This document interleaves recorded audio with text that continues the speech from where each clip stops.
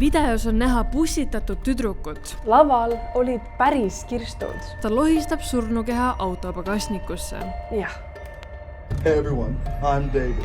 Kui sa oled TikToki kasutaja, on see laul sulle väga tuttav. In the back of my mind, you died. Tänane lugu on artistist David, kes sai kuulsaks looga Romantiline mõrv. Ja siis leiti surnukeha tema autost. Jah.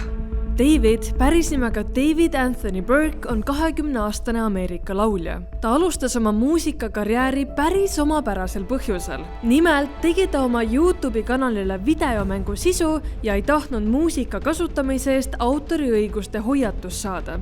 Seega ta hakkas ise mussi tegema. Aastal 2022 lasi ta välja 2 laulu, mis läksid TikTokis viraalseks.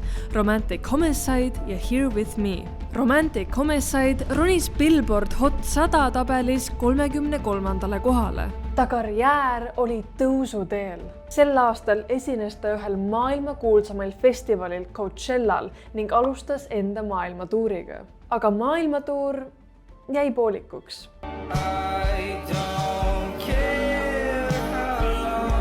8. septembril teiseldati Los Angelese tänavatelt minema üks Tesla.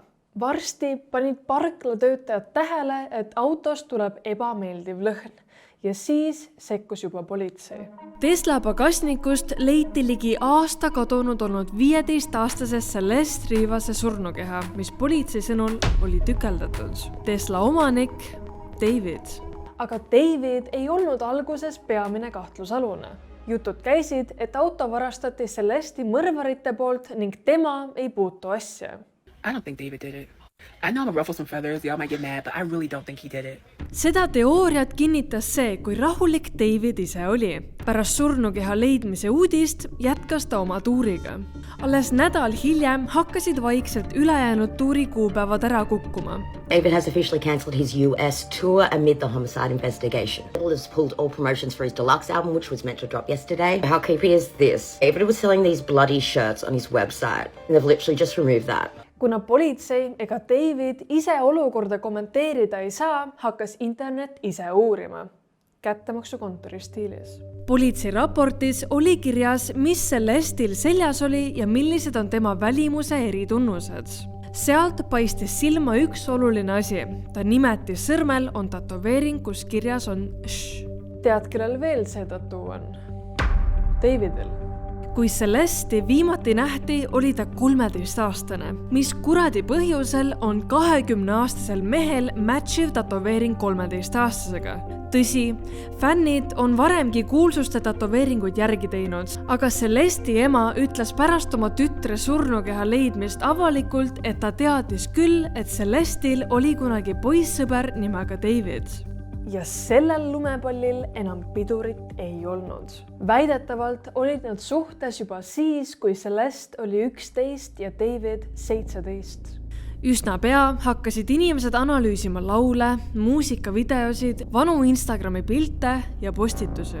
Ja see, mis sealt välja tuli?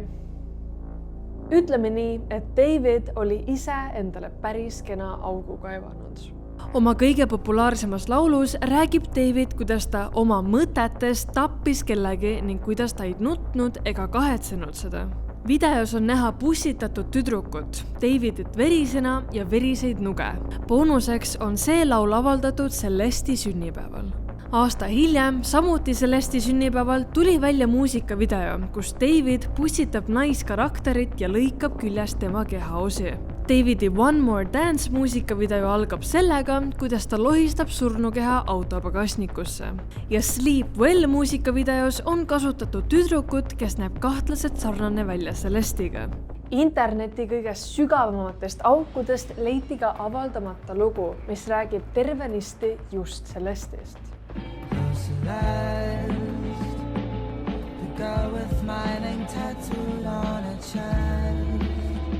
Ja kui nendest ei piisanud, siis 2022 aastal välja tulnud laulust Decide ütleb David: ma tean, milles probleem on.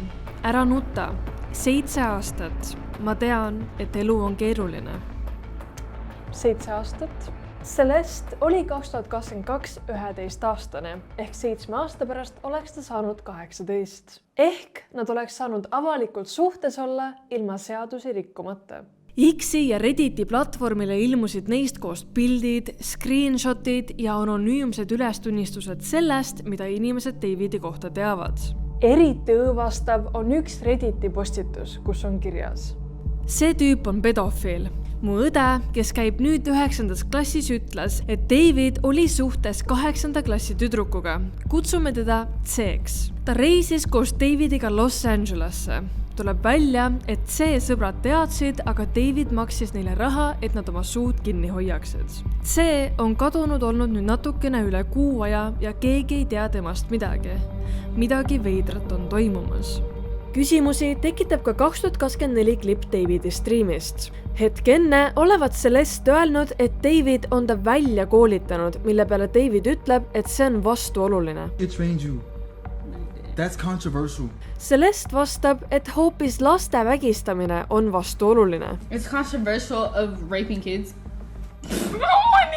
David ütleb pärast otseülekande moderaatoritele, et kustutage striim pärast lõpetamist kanalilt ära. Oh my, delete everything. Delete everything. Everything goes.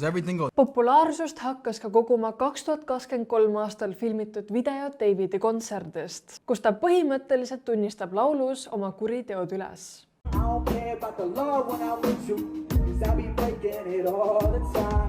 Till I'm feeling it, I care about staying love that melody. Samuti tulid välja screenshotid Davidi Discordi serverist, kus ta uhkustab selle üle, et talle meeldib veri, vägivald ja tapmine. Ma olin core sisu vaatamises sõltuvuses. Mind ei häiri need videod enam üldse. Ja oma tuuri ajal ta show teema oli matus. Laval olid päris kirstud.